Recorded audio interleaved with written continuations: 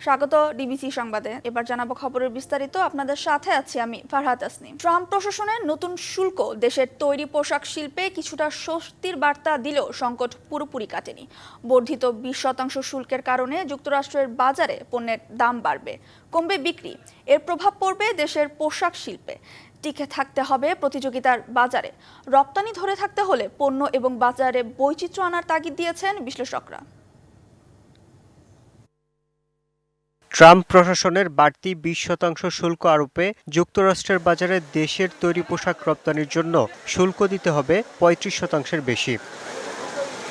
এতে যুক্তরাষ্ট্রের বাজারে বাড়বে পণ্যের দাম, কমবে বিক্রি। এই আমলাতান্ত্রিক জটিলতার ভিতরে না পড়লে আমাদের কাছে মনে হয়েছিল যে এটা পূর্বেই এটা সমাধান হয়ে যেত। বায়ারদের ভিতরে স্বস্তি এসেছে, তারা এখন তাদের রিটেইলটা নিয়ে চিন্তা করছে। সাধারণ যে ক্রেতা আছে তাদের কাছ থেকে হয়তো আমরা অনেক কমপ্লেইন আমরা পেতে পারি। জিনিসপত্রের দাম বাড়বে আমেরিকাতে এবং এই জন্য তাদের সেলস কমে যাবে। সেলস কমে গেলে আমাদেরকে ইমিডিয়েটলি অর্ডারও তারা কম দিবে এবং এই যে বর্তমানে যে একটা অর্ডার ক্রাইসিস থাকবে আগামী একটা সিজন পর্যন্ত বা ফ্যাক্টরিগুলোতে কাজ কম থাকবে, তখন একটা প্রাইস প্রেশার আসবে আমাদের উপরে। ট্যারিফ বাংলাদেশের চেয়ে কিছুটা বেশি হলেও ভারত এই খাতে বড় অঙ্কের ভর্তুকি দিচ্ছে। যুক্তরাষ্ট্রের বাজারে ভারতের পোশাক রপ্তানি গ্রোথ রেট 3.8%-এর বিপরীতে বাংলাদেশের 1%। সাবসিডি দিচ্ছে আপনার ল্যান্ড পারচেজে, সাবসিডি দিচ্ছে আপনার ইনফ্রাস্ট্রাকচারে এবং ব্যাংক ইন্টারেস্ট রেট অনেক কম। সেই সাথে হচ্ছে একটা বড় অঙ্কের ক্যাশ ইনসেন্টিভ। তো যদি ইন্ডিয়ার ট্যারিফ যদি আমাদের কাছাকাছি থাকে সেই ক্ষেত্রে অবশ্যই এটা একটা থ্রেট আমাদের জন্য স্টিল। টেকসই সমাধানের জন্য পণ্য এবং বাজারে বৈচিত্র্য আনার পরামর্শ দিয়েছেন বিশ্লেষকরা। যেসব শুল্ক ছাড় দিলাম সেটারও কি অন্যান্য দেশকেও দিতে হবে কিনা, তাহলে সেটার রেভিনিউ ইমপ্লিকেশন গুলো কি, রাজস্ব অভিঘাত গুলো কি পড়বে, সেগুলো আমাদেরকে মনে রাখতে হবে। সবটা মিলে উৎপাদনশীলতা বাড়ানো, দক্ষতা বাড়ানো, প্রতিযোগিতার সক্ষমতা বাড়ানো, সেই দিকটাতেও আমাদের কিন্তু নজর রাখতে হবে।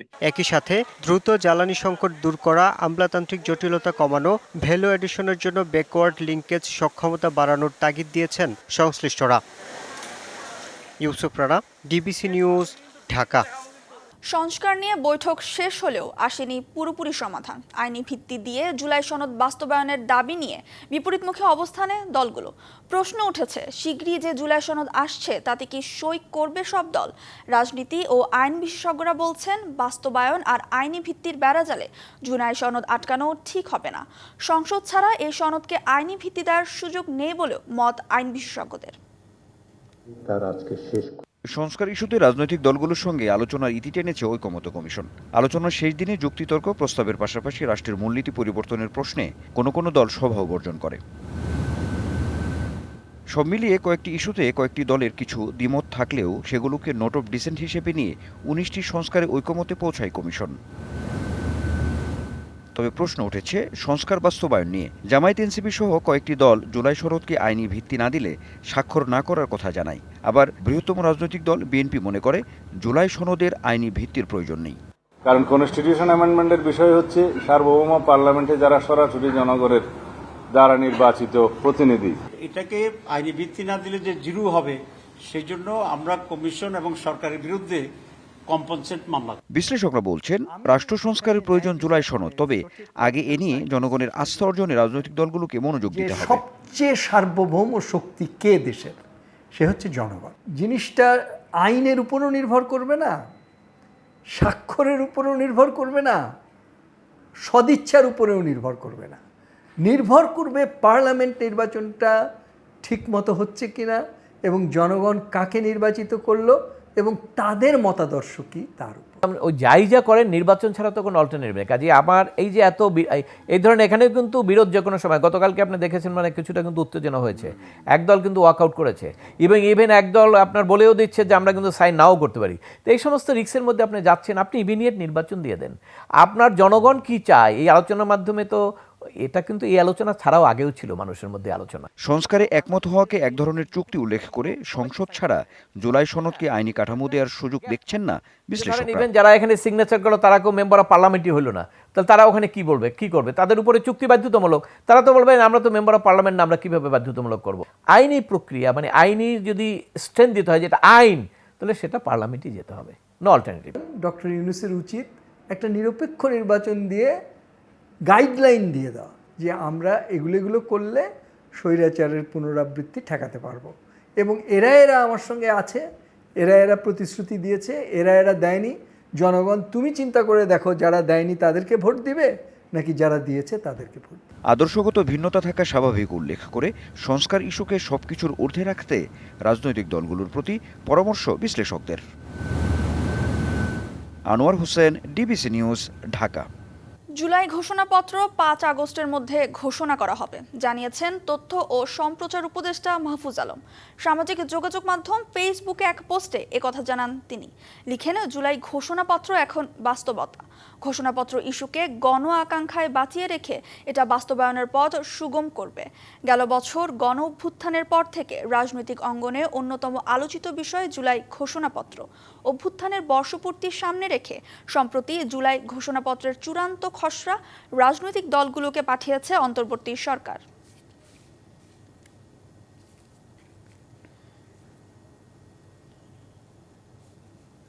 জুলাই আন্দোলনে ছাত্র জনতার পাশে দাঁড়াতে পথে নামেন শিল্পীরাও। তারকাদের প্রতিবাদী কণ্ঠস্বর গড়ে তোলে জনমত, উদ্দীপ্ত হন আন্দোলনকারীরাও, গড়ে ওঠে দুর্বার প্রতিরোধ।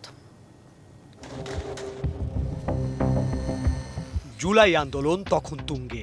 আন্দোলন, কারফিউ, টিয়ার গ্যাস, বারুদের গন্ধ আর সন্তানহারা মায়ের কান্নায় ভারী হয়ে উঠেছে ঢাকার বাতাস।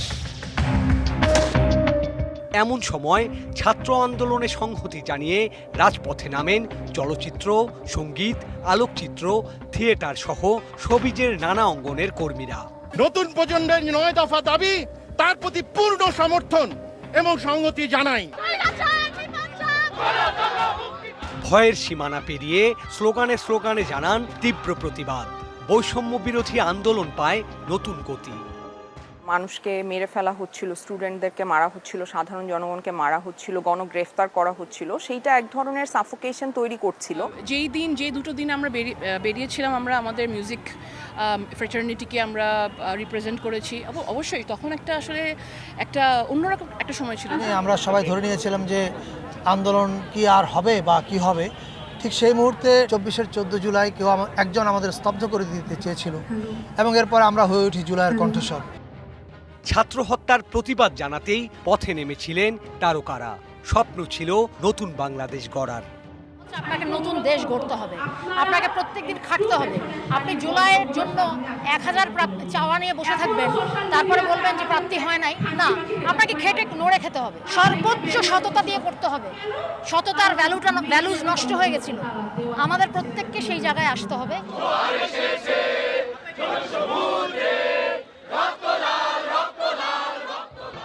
জুলাই আন্দোলনে অংশ নেয়া শিল্পীদের দাবি, গড়ে তুলতে হবে ভেদাভেদহীন নতুন বাংলাদেশ, অবারিত করতে হবে শিল্প সংস্কৃতি চর্চার পথ। বাংলাদেশের জনগণদের একটা শিল্প আছে, সাহিত্য আছে, এরা মেধাবী কিনা, এরা কতটা পৃথিবীর অন্যান্য দেশের সাথে যুদ্ধ করার, মেধার দিক থেকে যুদ্ধ করার ক্ষমতা রাখে, সেইটা যেন ফুটে ওঠে। স্বাধীনতাটা দিতে হবে, মুক্ত চিন্তার স্বাধীনতা। একজন আর্টিস্ট কিভাবে ছবি আঁকতে চায়, কিভাবে সে পুতুল নাচটি করতে চায়, কিভাবে সে কবিতাটা লিখতে চায়, সেখানে যাতে কোনো রকমভাবে কোনো চাপ না থাকে যে এই ভয়ে আমি লিখতে পারবো না, এই ভয়ে আমি এটা প্রকাশ করতে পারবো না। Sourav Bappa, DBC news, Dhaka.